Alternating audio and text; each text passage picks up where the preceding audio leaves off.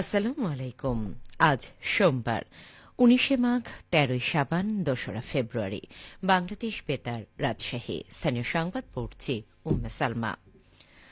প্রধান উপদেষ্টার বিশেষ সহকারী এবং গণভোট সংক্রান্ত জনসচেতনতামূলক প্রচার কার্যক্রমের মুখ্য সমন্বয়ক অধ্যাপক আলী রিয়াজ একদিনের সফরে আজ রাজশাহী আসবেন। তিনি সকাল 10:30টায় বিমানযোগে রাজশাহী এসে পৌঁছবেন। বেলা 11টায় রাজশাহী বিশ্ববিদ্যালয় গণভোট বিষয়ে জনসচেতনতামূলক প্রচারণা সংক্রান্ত মতবিনিময় সভায় অংশগ্রহণ করবেন।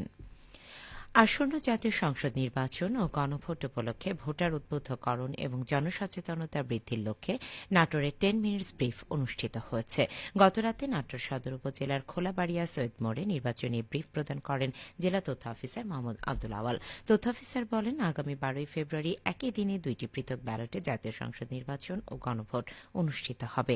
জাতীয় নির্বাচনে কেমন সরকার চাই মতামতের প্রতিফলন ঘটবে এবং গণভোটে কেমন বাংলাদেশ চাই মতামতের প্রতিফলন ঘটবে। নওগাঁর ধামইরহাটে আকিমুন্নেসা ফাউন্ডেশনের উদ্যোগে শিক্ষাবৃত্তি প্রদান করা হয়েছে। গতকাল সোফিয়া পাইলট উচ্চ বিদ্যালয়ে অনুষ্ঠানের প্রধান অতিথি ছিলেন রাজশাহী বিশ্ববিদ্যালয়ের উদ্ভিদ বিজ্ঞান বিভাগের প্রাক্তন সভাপতি প্রফেসর ড মোহাম্মদ নুরুল আমিন। অনুষ্ঠানে জানানো হয়, ষষ্ঠ থেকে দশম শ্রেণীতে 6 থেকে 10 হাজার ও সুবিধাবঞ্চিতদের বাৎসরিক 7,500 টাকার বৃত্তি প্রদান করা হয়। প্রফেসর ড নুরুল আমিন বলেন, সমাজের পিছিয়ে পড়া ও মেধাবীদের শিক্ষা গ্রহণে উৎসাহ প্রদানের লক্ষ্যে এবং তাদের পড়ালেখায় মনোবল বৃদ্ধির জন্য এই বৃত্তি প্রদানের উদ্যোগ গ্রহণ করা হয়েছে। এছাড়া তিনি শিক্ষাবৃত্তি কার্যক্রমে ধারাবাহিকতা চলমান রাখার আশা ব্যক্ত করেন। সিরাজগঞ্জ তারাশের ঝুরঝুরি গ্রামে অবৈধভাবে পুকুর খননের দায়ে ভ্রাম্যমাণ আদালতের মাধ্যমে অভিযান পরিচালনা করে এক ব্যক্তিকে 1 লক্ষ টাকা জরিমানা করেছেন সহকারী কমিশনার ভূমি ও executive magistrate AZM Nahid Hossain. গতকাল অভিযানে বালু ও মাটি ব্যবস্থাপনা আইনে তাকে অর্থদণ্ড প্রদান করেন ভ্রাম্যমাণ আদালত। এ সময় অবৈধ পুকুর খননের কাজে ব্যবহৃত ভেকু মেশিনটি অক্ষত অবস্থায় মালিকের কাছে হস্তান্তর করা হয়। পাশাপাশি ভবিষ্যতে পুনরায় পুকুর খননের সঙ্গে জড়িত হলে দ্বিগুণ জরিমানা করা হবে মর্মে কঠোরভাবে সতর্ক করা হয়। প্রশাসনের পক্ষ থেকে জানানো হয়, পরিবেশ ও কৃষি জমি রক্ষায় অবৈধ পুকুর খননের বিরুদ্ধে এ ধরনের অভিযান অব্যাহত থাকবে। রাজশাহী অঞ্চলে গমের বাম্পার ফলন হয়েছে। কৃষকদের গম চাষে আগ্রহ বাড়াতে সরকারি সহায়তায় উন্নত জাতের বীজ ও সার বিনামূল্যে বিতরণ করা হয়েছে। বিঘা প্রতি 15 থেকে 17 মণ গম উৎপাদন হয়েছে বলে জানিয়েছেন কৃষকরা। কৃষি অফিসের তথ্য মতে চলতি বছর 23,510 হেক্টর জমিতে উৎপাদন লক্ষ্যমাত্রা ধরা হলেও চাষাবাদ হচ্ছে 23,552 হেক্টর। আবাদের লক্ষ্যমাত্রা ধরা হয়েছে 1,04,620 মেট্রিক টন। জলবায়ু পরিবর্তনের সঙ্গে সঙ্গে গমে নতুন নতুন জাত উদ্ভাবন হয়েছে, যা গম চাষে খরচ কমিয়ে এনেছে। রাজশাহী জেলা কৃষি সম্প্রসারণ অধিদপ্তরের উপপরিচালক মোহাম্মদ নাসিরউদ্দিন জানান, রবি ফসলের মধ্যে গম একটি লাভজনক আবাদ। অল্প খরচে অধিক লাভবান হওয়ার আশায় কৃষকদের গম চাষে আগ্রহ বাড়ছে। কৃষকদের গম চাষে আগ্রহী করতে তালিকাভুক্ত চাষিদের ব্লাস্ট রোগ প্রতিরোধী ও উচ্চ ফলনশীল উন্নত জাতের গম বীজ ও সার বিনামূল্যে বিতরণ করা হয়েছে।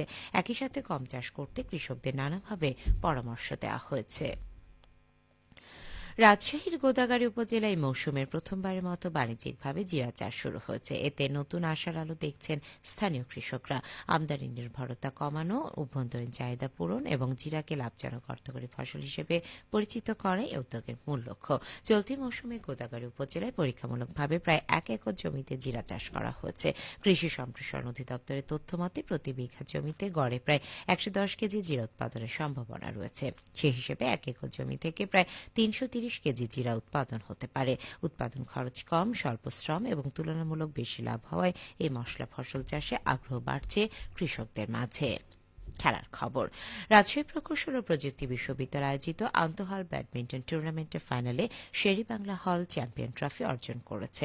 গতকাল রাতে শহীদুল্লাহ হলে আয়োজিত ফাইনালে প্রতিদ্বন্দ্বিতা করে শেরেবাংলা হল ও শহীদ প্রেসিডেন্ট জিয়াউর রহমান হলের শিক্ষার্থীরা। প্রতিযোগিতার শেষে প্রধান অতিথি হিসেবে অংশগ্রহণকারীদের মাঝে পুরস্কার বিতরণ করেন রুয়েটের উপাচার্য অধ্যাপক ড SM আব্দুর রাজ্জাক।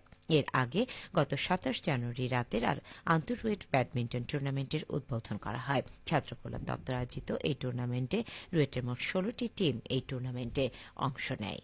সবশেষে আবহাওয়া। আজ সকাল ৬টায় রাজশাহীতে তাপমাত্রা ছিল ১২.৫ ডিগ্রি সেলসিয়াস। এই সময় বাতাসে আর্দ্রতার পরিমাণ ছিল শতভাগ। রাজশাহী পার্শ্ববর্তী এলাকায় আজ সূর্যোদয় হয়েছে সকাল ৬টা ৪৬ এবং সূর্যাস্ত সন্ধে ৫টা ৫১। সংবাদ শেষ হলো। আমাদের পরবর্তী স্থানীয় সংবাদ দুপুর ১২টা ১০।